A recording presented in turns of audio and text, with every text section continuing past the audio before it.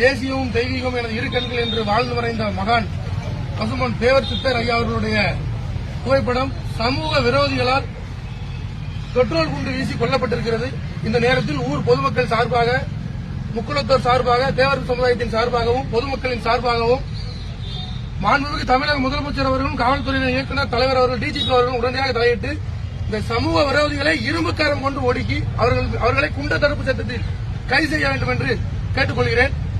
உடனடியாக தமிழக அரசு விரைந்து நடவடிக்கை எடுக்க வேண்டும். இந்த தேர்தல் நேரத்தில் அமைதியை சீர்குலைக்கவும் ஒற்றுமையாக வாழ்கிற பல்வேறு சமுதாய மக்களிடையே பீதியையும் அமைதியை சீர்குலைப்பதற்காக இதுபோன்ற சமூக விரோதிகள் இந்த செயல் செய்துள்ளார்கள்.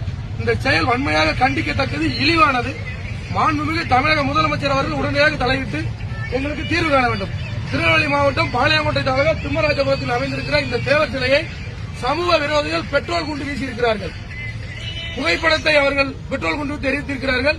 ஐயா அவர்களுடைய சிந்தனைகள், போராட்ட வரலாறுகள் இதுபோன்ற 1000 கோடி சமூக விரோதிகள் வந்தாலும் ஒன்று செய்ய முடியாது என்பதை சமுதாயத்தின் சார்பாக தெரிவித்துக் கொள்கிறேன்.